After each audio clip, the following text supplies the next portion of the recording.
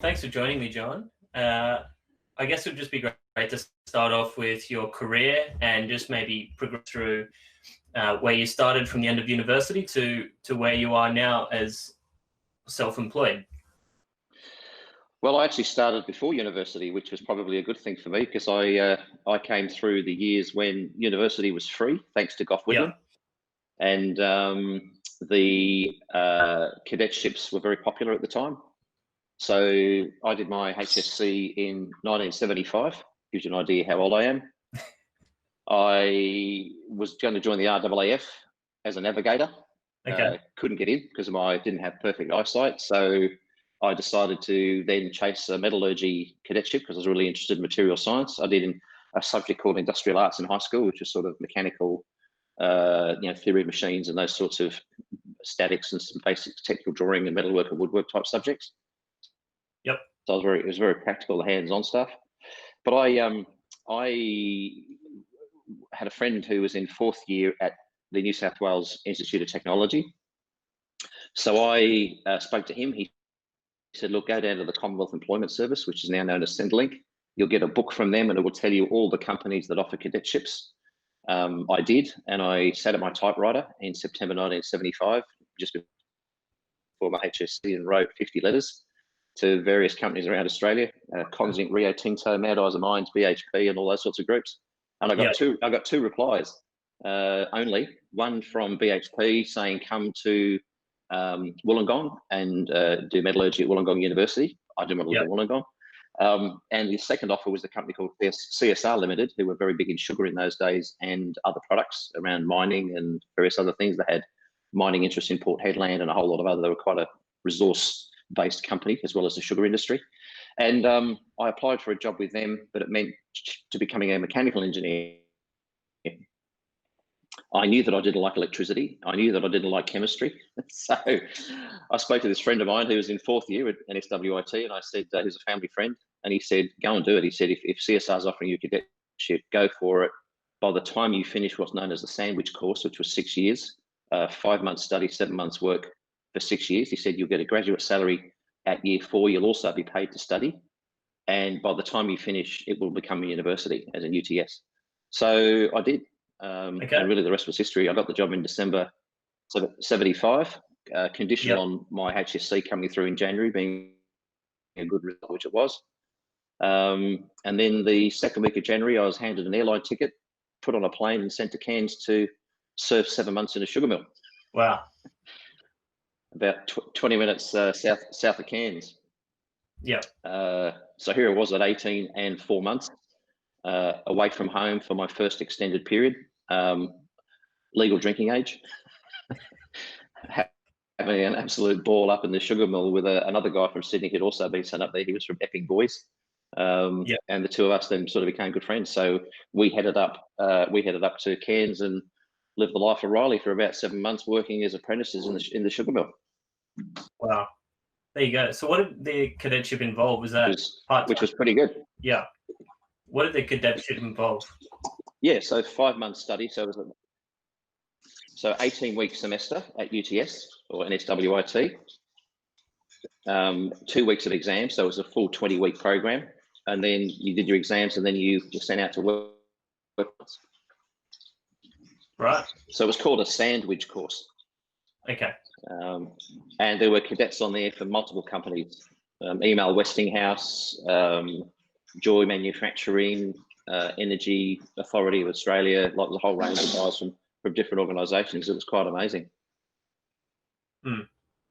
So I did that for 6 years. So I had a stint in a sugar mill, a stint in a sugar refinery in Sydney at Pyrmont, where the old Pyrmont Bridge is, a stint in a building materials company called Bradford Insulation. But before I'd finished in my year 6, I was actually back at Bradford Insulation. That was my second stint there. They offered me a job before I'd even finished my my final year. So I then went back to work for them as a project engineer, then became the maintenance engineer, then became the engineering manager. And then I left them in 86. That was a block 11 year service. Went to pharmaceuticals for a year with a company called Baxter Healthcare. But it absolutely bored me. The amount of governance and control and stuff you had to do was it took ages just to get anything done, where I was used to coming from a small, nimble business. Yeah. And then I left them in 87, 88, 87, May 87, 1st of May 1987. I stepped out into the world of self-employment, and I've been there ever since. Okay. Wow. I had a question about maybe the cadetships. Why do you think that they have decreased over the years and they're not really offered as much? The course, yeah. So the course structure, by the time I finished my degree at UTS, my class, there were 8 engineers. Yeah. We started with maybe 30 to 40, but by the end of it, there were maybe eight left. And it was very easy for the manufacturing industry to support those 8 mechanical engineering cadets. There was lots of work around and only a few of us. Yep. But as you know, and I spoke to UTS about this only last year, that as UTS and other universities have gone overseas and we're now importing students, the cohorts of engineering students are increasing and companies aren't offering the cadetships. So the program simply fell into a heap. Right. Because the more engineers that came in required more cadetships, and there simply wasn't the cadetships on offer to support the cohort. Okay. Right. So the whole cadetship program fell in a hole, sadly. Yeah. So what made you get into being self-employed then? After, I think was it 10 years of working in companies? 11 years, yeah. Because I was a mechanical engineer, at the 1979, 1980, a guy walked in who was a sales guy from an instrumentation company, and he said, I want to show you something. And he showed me this little tiny box, and on the top of the box it had buttons that looked like ands and ors and knots and various things. And I went, oh, what's this? He goes, oh, it's called a PLC. We took it down to the factory to the electrical supervisor, and this sales guy, Len, who I still know, he said, old Jack, our supervisor, he said, you see that whole panel of relays or whatever? He said, this little box will replace all of that. and Jack didn't believe him either. I think his exact words were bullshit. Anyway, so he left us one to play with, and I was absolutely fascinated by this thing called a PLC. And then I became a PLC programmer. I wrote a human machine interface to actually have a little computer screen talking to an Hitachi PLC using serial communications and all that sort of stuff. Had a lot of fun. We put in a thing called a distributed control system, a DCS. Yep. So I became a process control engineer by default and absolutely loved it. And then in the 1990s, I was invited back as CSR built factories in China, Thailand, and Malaysia. And I was responsible for the process control piece of those 3 factory builds, which really cemented my skills in that realm. And I understood then the need for integration, particularly between equipment, and that then set me up to the role I fulfill now. But what enticed me to go was a guy that had done some work for me who was a mechanical engineer, needed a good programmer for a very large project that he was building for, in those days, a company called Utilux.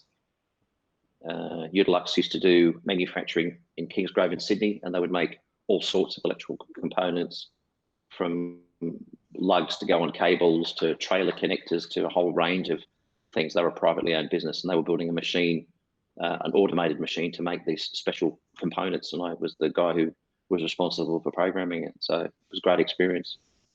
Yeah. Were you mainly? And then I decided, well, let's see what else I can learn. Yeah. So were you mainly in the manufacturing industry, the food industry, when you were contracting? Manufacturing across all realms. Yeah, across all sorts of realms. I worked for a whole range of businesses. I didn't get close to the car industry, and I didn't get close to oil and gas or mining. Mine was mainly around discrete manufacturing, so building products, pharmaceuticals, food and beverage were predominant. So I then opened a company in 1995. I built that to a team of about 14 people. By 2000, we were known as a very high-end development company. Like we had really good skills across a whole range of platforms. Yep. But I was given a book, and I'd recommend the people who listen to your podcast to possibly get a copy of it. It's called Who Moved My Cheese? And it's a management book. and the guy in Melbourne gave it to me and he said, "Have you seen this book?" I said, "No." He said, "Read it." And I read it on the plane, literally on the way home. It's a simple parable story about Yep. watching your cheese pile getting smaller and smaller. And I realized that my cheese pile of being very good at what we did around PLC and automation, the cheese pile was getting smaller, and our skills weren't being valued in the marketplace. So we brought a product in from America that allowed us to integrate ERP, the big end of town finance systems and planning systems, with plant floor, and we became the local distributor for a product. And then in 2005, SAP, big ERP vendor from the United States, bought the company in America, so we lost our distributorship. But by that stage, we had Dairy Farmers, BHP, and CSR as clients. Yep. So I then recognised the potential work, but no product because it had been taken away from me as a distributor. And SAP Australia had a product that they didn't know anything about and no pipeline. Yep. So I got an introduction to SAP in North Sydney and then worked with them for about 15 years. Yeah. Do you think at the beginning of 2000s, you were talking about the cheese pile, do you think that was because industry was moving towards DCSs and then the big vendors that would supply it would usually do the engineering work? No, the cheese pile was diminishing because every corner store one-man band electrician thought that he was a good programmer from a point of view of PLCs and SCADA. And they could certainly write code, but it was crap code. Yeah. The client would see us charging, $60, $65, $70 an hour in those days, and the corner store electrician would come in and say, "I can do that for $35 an hour." So the client didn't see that what he was getting was poor quality because he didn't care. Yeah. Very interesting. So it was very much a false economy. Yeah. So what took you to go towards the smart integration side of things of where you are now? So in 1996, the third factory we built was in Thailand. And I had full responsibility for all the PLC and SCADA code across the whole factory. So I designed it all, wrote it all, commissioned it all. There's always a challenge commissioning your own code because you realize, the mistakes that you made along the way and you learn from that. And once the factory went live, I was there for 3 months doing training, but I'd heard a rumor about a way that we could do something in terms of automatic line control, speed control that had never been done before based on some parameters. So I got in and did some digging around days before Google. And proved that we could actually do automatic line speed control using some very unusual methods. We turned it on one day and we achieved a world-class success with this thing. But I also realized that integration and joining all this plant and equipment together was really critical. So as we were then integrating SAP with factory floor, we did work for BHP, Rio Tinto, Dairy Farmers, Sanitarium, Coca-Cola. And as we're doing this integration work between ERP and factory floor, it's what I call the vertical integration piece, which is necessary for real-time exchange of information. But what was missing wasn't until 2011 when we built part of a build team to build a factory out at Eastern Creek in Sydney. And it was Coca-Cola's injection molding facility where they make all the preforms that then become the bottles. Yep. And I was given the job of being the cat herder and managing all these international vendors and making sure that the kit they were supplying, we had kit from Italy, America, Canada, other places, Germany. And we had to make sure that this kit that was being delivered, we could actually communicate with. So we did what we call horizontal integration. And that is that we had all these islands of international pieces of equipment that were part of the internal supply chain, but none of it spoke to each other. Had we approached the vendors to build interfaces to all the other kit, it would have been an absolute rat's nest. So we put in a PCP middleware software that became the hub. It then communicated out to all the other components as spokes. And we designed an entire hub and spoke integration platform. And we are 9 years later and it's still running like a Swiss watch. So that for me in 2011, ironically, is when the Germans coined the term Industry 4 and smart factory. And here I was in 2011 actually building one and getting hands-on experience. And since then, I've seen the value that that particular factory has had, not only in terms of reliability, but in terms of agility and in terms of the real-time nature of how that business knows everything that goes on inside those four walls. And the whole factory is almost a lights-out factory. I think it's run by 5 technicians. Yep. Could you maybe describe And what the and it Industry produces 4.0? parts for Australia, New Zealand, and Southeast Asia. Yeah. Could you describe what Industry 4.0 is? So Industry 4.0 is underpinned by 3 main characteristics. One is the Internet of Things, or the Industrial Internet of Things. One is cloud computing, and one is cyber physical systems. So cyber physical systems are where we have an interaction between the real world and the physical world. The cyber world and the physical world. So an example of cyber physical systems are smart grids, autonomous vehicles, autopilots and aircraft, SCADA systems. Obviously, cloud computing has become quite ubiquitous, and the Industrial Internet of Things is also part of that third pillar that supports the whole Industry 4 push. Mm-hmm. The challenge for Australian manufacturing is that Industry 3, which was the computerization piece, started sort of 1969, 1970, was when PLCs and automation started. The challenge for Australian manufacturing is that before you can step into Industry 4, you have to have 2 precursor steps. One is you have to have computerization, means you've got to be able to electronically control the equipment, and you can get information out of it. And secondly, you have to have the connectivity piece, which means you can actually connect with it and extract the data from it. So you've got to have firewalls, networks, local area, wide area networks, Wi-Fi, switches, cybersecurity, all that sort of stuff. And sadly, a lot of Australian manufacturers don't have those 2 foundational steps in place. Mm-hmm. So where do you see this industry going in the next 5 to 10 years then?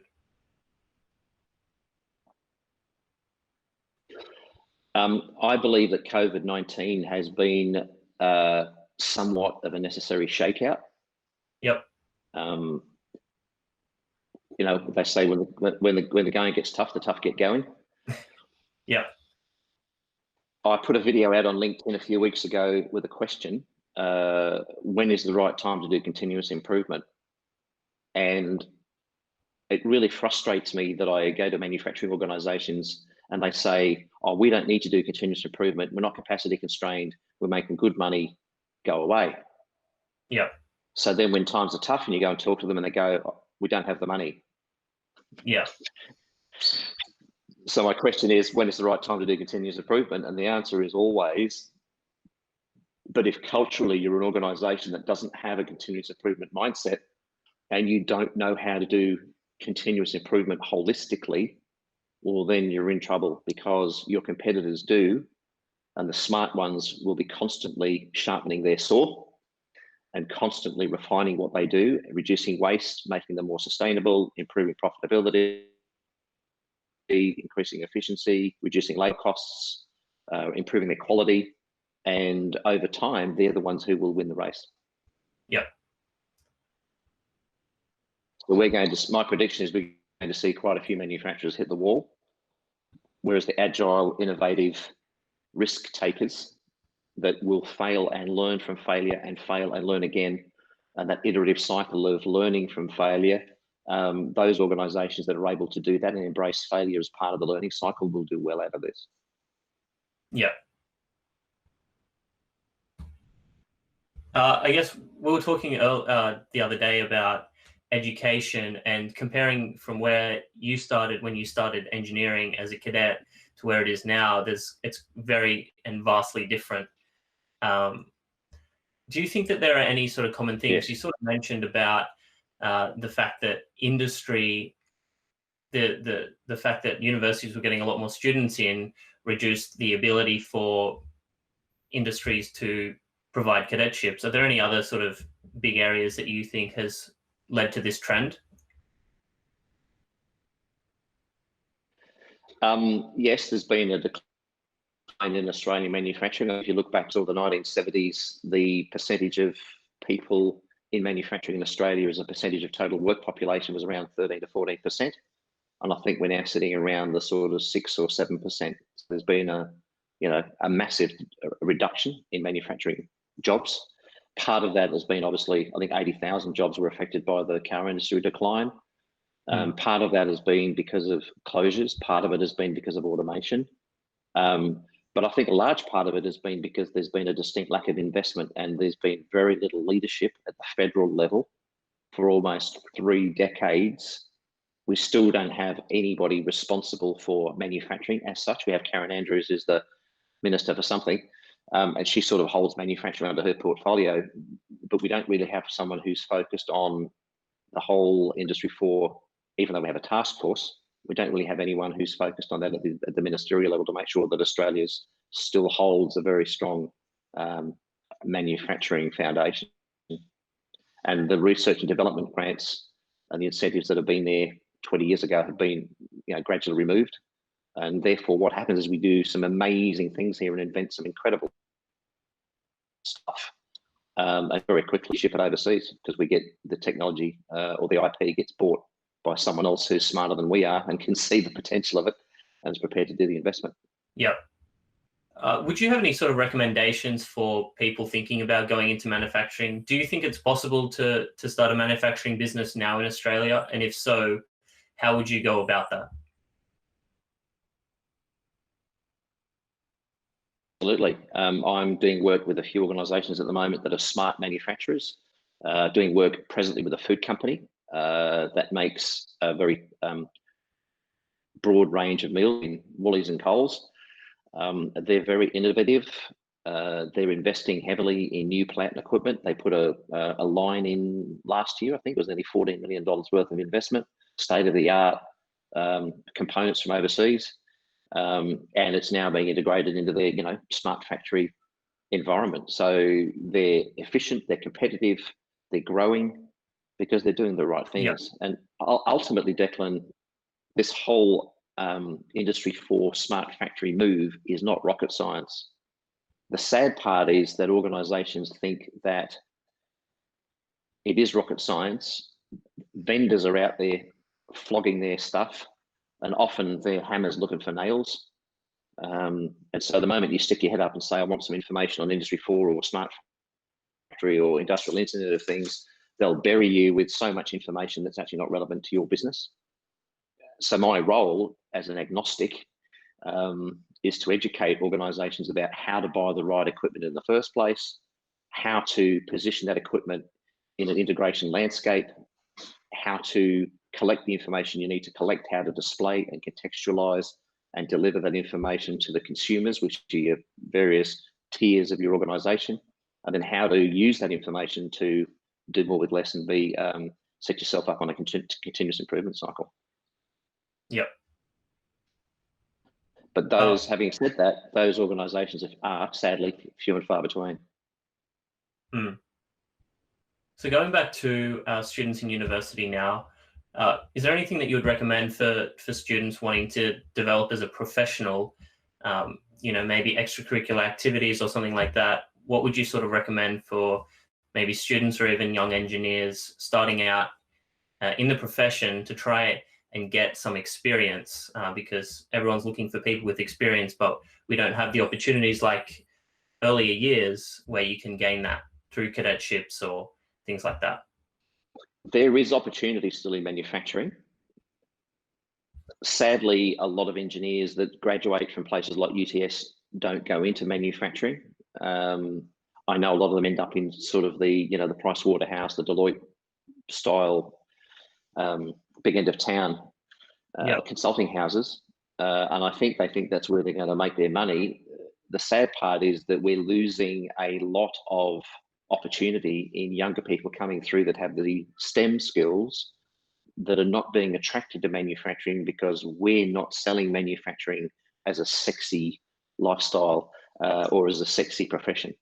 And yet I know from personal experience that the times that I have worked building factories in Southeast Asia, for example, from the ground up, and the day that you turn it on and the day that you start making product and then you see the fruits of your labors has been incredibly rewarding. And it's the reason 44 years later, I'm still there, because I still love going to places and seeing how people make stuff. And most organizations think that their problems are unique. And sadly, they're not. Context is unique. The problems are all the same. And so the more you can expose yourself to manufacturing and work through different manufacturing businesses every 3 to 4 years, you know, change to pharmaceuticals, change to food, change to beverage, change to discrete, and move up your own career path and be open to learning and unlearning and learning some more as technology changes, the more valuable you will be as an engineer in this industry, because engineers are in short supply. Good engineers, professional engineers, competent engineers, experienced engineers are in short supply. And the only way you get the experience is, sadly, by getting your hands dirty. Yep. If you were just graduating now, where would you be looking for manufacturing jobs then? Are there any particular places, whether it's on the internet, whether it's certain businesses, whether it's geographical location, where would you be looking? I'd be reaching out to companies directly, because I think that if, in my role, if someone approached me and said, you know, I've just graduated in mechanical engineering or mechatronics, I'm looking for a job in this realm, I'm happy to take like an internship to start with to see how it goes. I've always believed, I mean, I guess if I asked you, Declan, how much of your degree do you now use in your daily work? Not a lot. I actually went through my university not touching a PLC. I did play with some Siemens simulation software in my own time, but yeah, none of my degree actually went towards what I do. Although in saying that, I guess foundational learning did apply, but not industry skills. So yeah, it's been quite a long journey to learn, and there's Yes. Especially now, I'm not sure what it would have been like 10 years or 20 years ago, but the big vendors have their products and then they have their training around their products. And so and those trainings and everything like that is very expensive. So companies usually are only able to fund it, you know, no student or graduate's able to fund that themselves.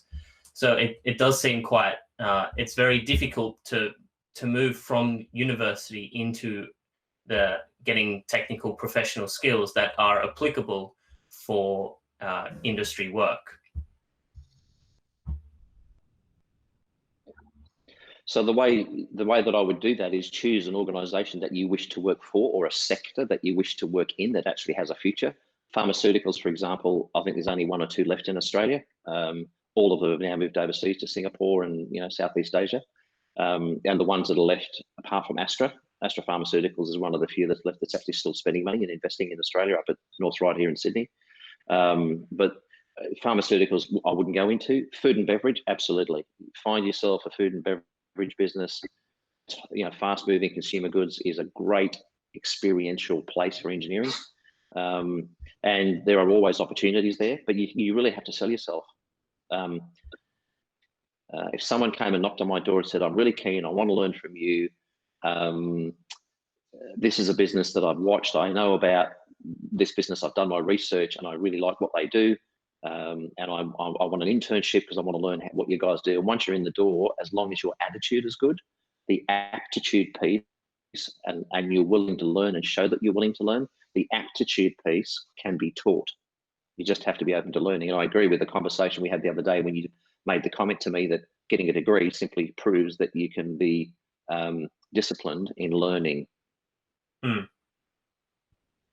But you have to be humble. You have to step out into the world and realize that just because you have a degree, you actually don't know very much about the life of engineering, and then you attach yourself to people who can mentor you into the role. And I've mentored several engineers through my career, and I was mentored into my role by several people that were older than me. In fact, one guy who was old enough to be my dad reported to me as an electrical supervisor, but he was a genius in the electrical world, and he taught me everything I know about in the world as a mechanical engineer, about process control, about control circuits, about how not to kill myself in a switchboard, like all this sort of practical experience I got from a guy who's much older than me. And I was a bit of a smart ass when I was young, and he helped me knock those corners off and polished me, and was one of the best mentors in my life, Yeah. Well, John, thank you so much for your time today. You're so welcome, and hopefully this will inspire some of your listeners to go out there and seriously, if any of them wish out to me to have a conversation through LinkedIn, I have absolutely no hesitation in sharing my experience with any of your cohort. But they've got to step forward and they've got to want it, and if they want it, they will get it. Great. Well, thank you so much, John. We'll be in touch soon. Pleasure to talk with you. Thanks, Declan.